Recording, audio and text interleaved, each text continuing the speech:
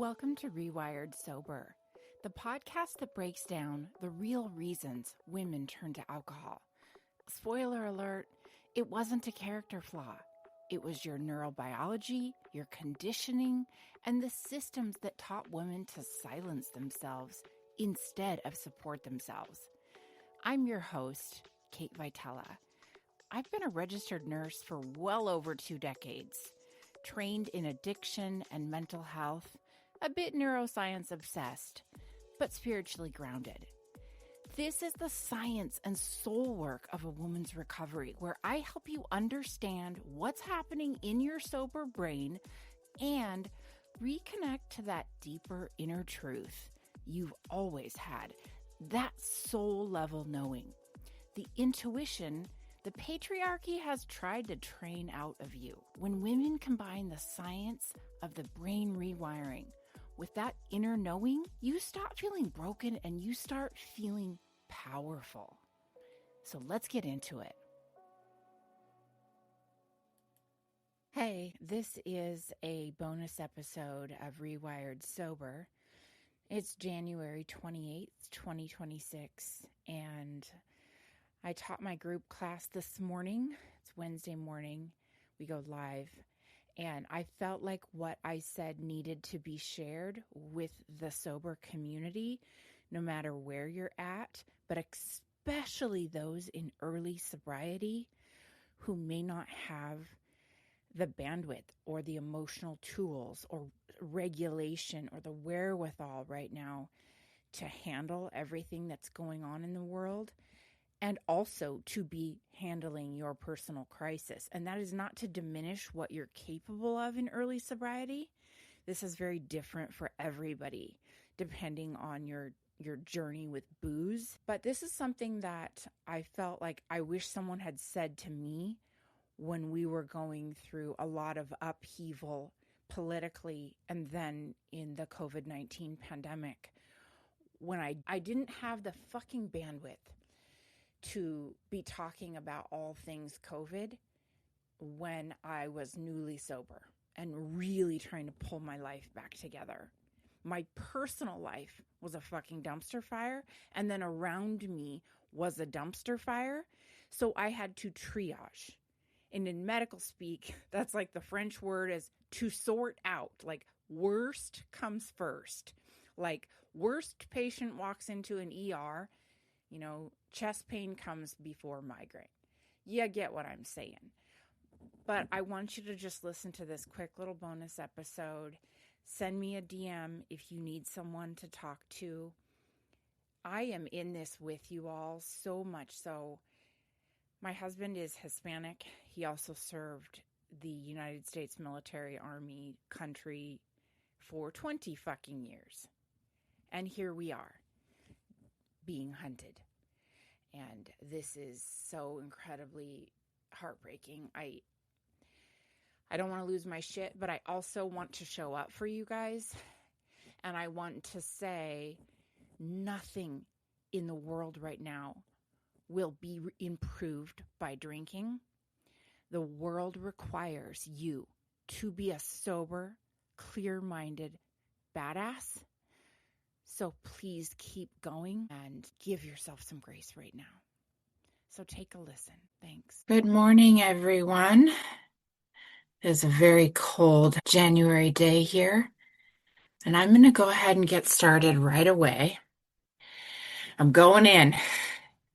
I want to name something that has been very loud out in the public spaces and social media and the news, and we're all going through it right now. And I'm not going to talk around it.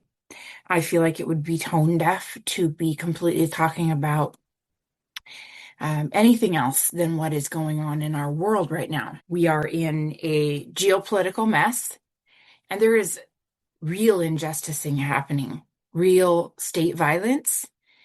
There's racism that is not subtle.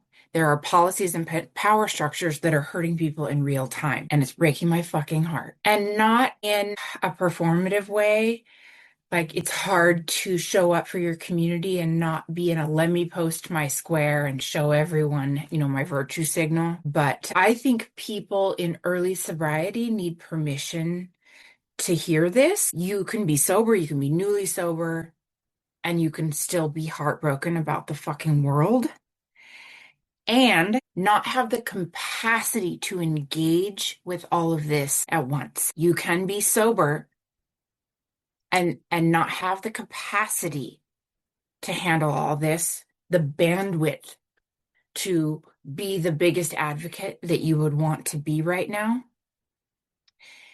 Sobriety and capacity, those things they're not in a conflict, but what is in more of a conflict right now is the lie that says if you're not speaking out loudly, constantly picketing, rioting, doing all the things, that you're morally failing, because you're not. If you are sitting home scrolling, watching the news, crying, then taking a nap, then completely avoiding, then eating a bag of Cheetos, all of that is welcome. I have a client who just reported sleeping for 3 days. We don't need to lie to ourselves right now and say, you better constantly be on the picket line. Otherwise, you're morally failing at being an advocate. It's dangerous for people in recovery because sobriety doesn't mean that you're above all this. And it doesn't mean that you have to transcend your anger, your grief, your fear. It doesn't mean that you owe the world a calm, spiritualized, Zen, woo-woo response to chaos because you're sober. That expectation of a healing journey, especially put on women, is complete bullshit. We get told to stay informed, but don't get too emotional about it, to care very deeply, but don't fall apart. Speak up, but do it nicely. Be involved, stay regulated, right? Be inspiring. And when you are newly sober or anytime sober, that's not the definition of sobriety. That's a performance. And performing is how people burn out or implode or they go back to numbing, they go back to drinking. So I want to slow this down and just get really honest with you here. If you are newly sober and you're not feeling like you're standing on solid ground yet, you're coming out of crisis mode with addiction or problematic drinking, eating, numbing, outsourcing your emotions. And even if you look fine on the outside, if everything looks fine, your nervous system is still recalibrating. Your brain is still learning how to exist without fucking anesthesia. Your emotional range is coming back online, and there ain't no dimmer switch, ladies.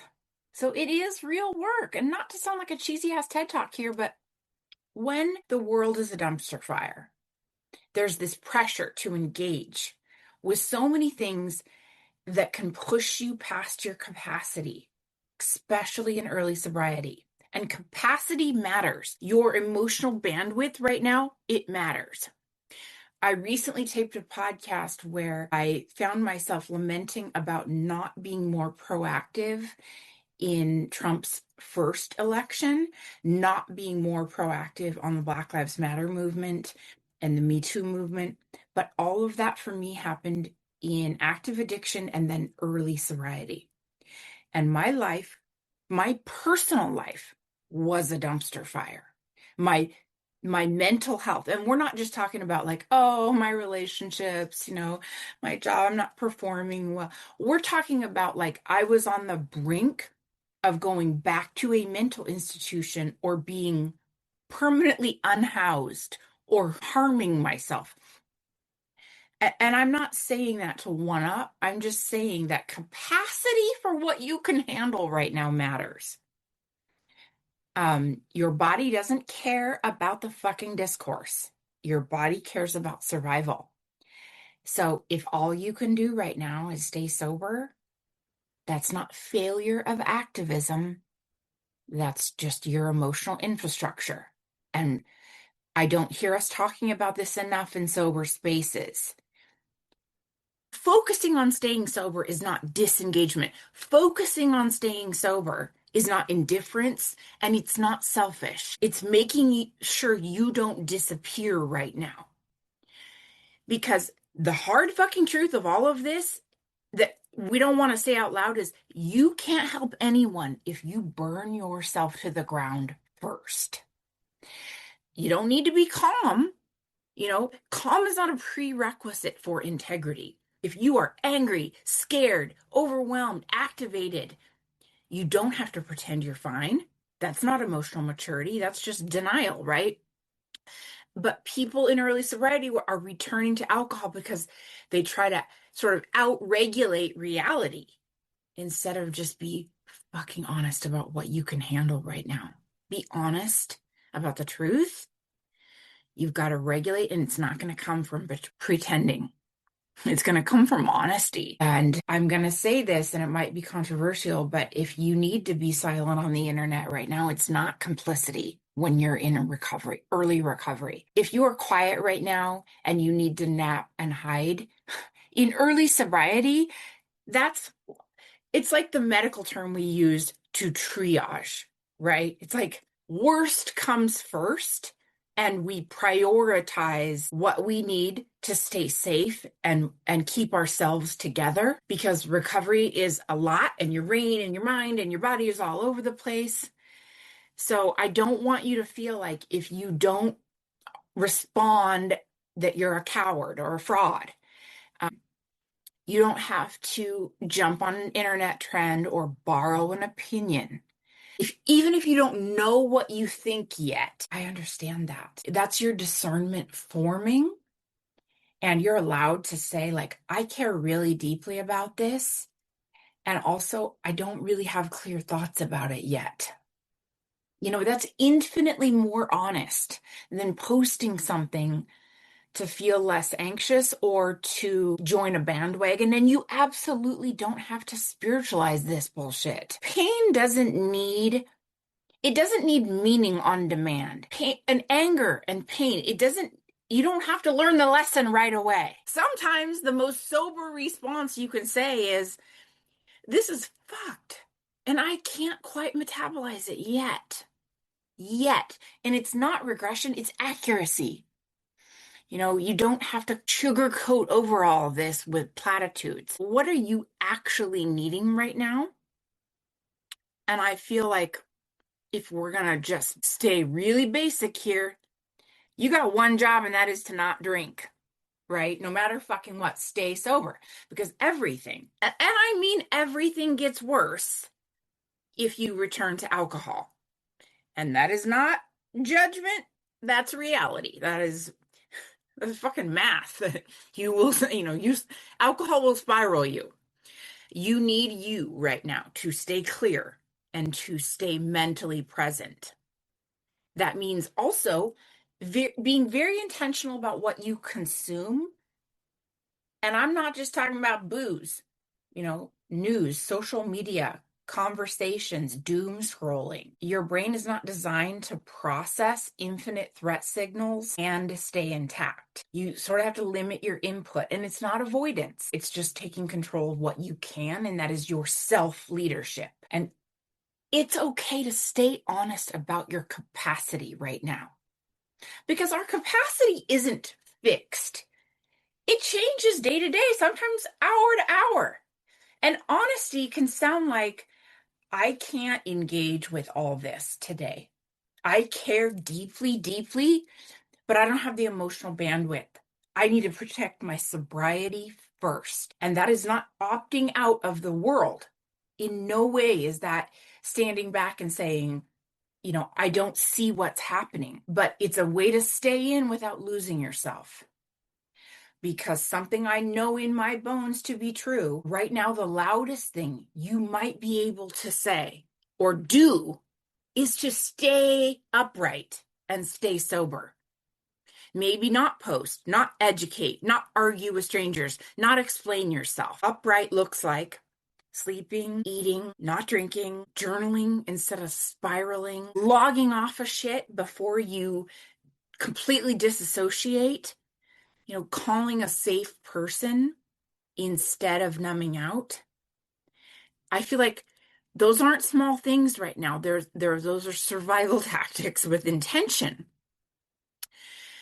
And like I said, I want to say this, two things can be true. You can see what's happening in the world and it can break your fucking heart and you can be angry. But if you are in early sobriety, you cannot abandon yourself right now. You have to think of it sort of like, if I abandon myself to hold everything all at once, I help no one. And I'm not like abandoning yourself is not in a dramatic sense. Sometimes abandoning yourself can look like you're doing the responsible thing. You're staying informed, staying engaged.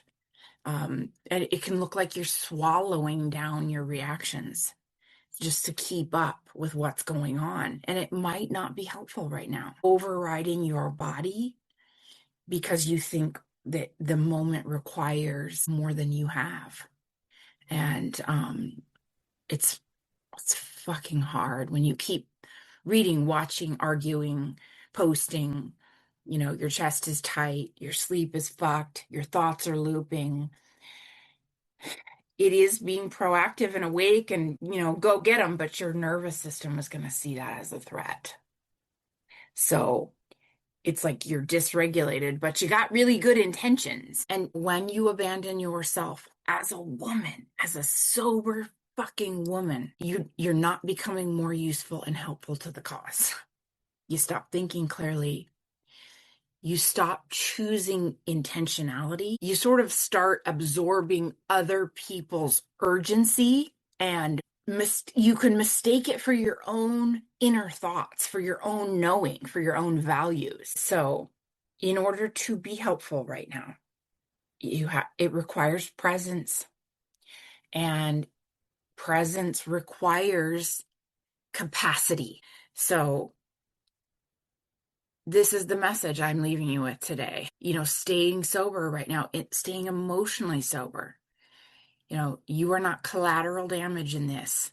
It means even if it means you say, you just can't hold all this and still remain intact. So don't fucking pretend you can. That's not a small choice. You will be available later. Let us, those who have more sober time, who feel more solid, we will organize, we will witness, protect, picket, do what we can. But if you are early in recovering from your own mental health stuff, it's just one more fucking thing you don't need to worry about right now. It's like if you're saying, if I abandon myself trying to hold all this, I'm not helping anyone. You remind yourself of that. You're reminding yourself that your sobriety is non-fucking negotiable right now. It is non-negotiable. Your clarity is part of the solution. That is your job right now. You want to take action? Stay fucking sober. That's what you do in early sobriety. And that is the end of my fucking TED. I realize that I'm getting a little bit passionate, but we are in a time where I can't, I'm running out of words. And that is rare. I am so angry and frustrated and emotionally activated. At 8 years sober, I cannot imagine what it's like at 6 months, 1 year, even 2 years, when you're still figuring your fucking life out and the world around you is lit on fire. It's kind of like people who got sober during the pandemic. This is an unprecedented time. And if you're playing buzzword bingo right now, you get 2 points for unprecedented and time. It's very hard, and I just want to normalize that. All feelings are welcome here. All feelings. Thanks for spending this time with me. I love you all so very much, and I mean it. You can find me on all the socials at Rewired Sober. The links to join my coaching program are always in the show notes, as well as an email if you want to get in touch with the pod. So until next time.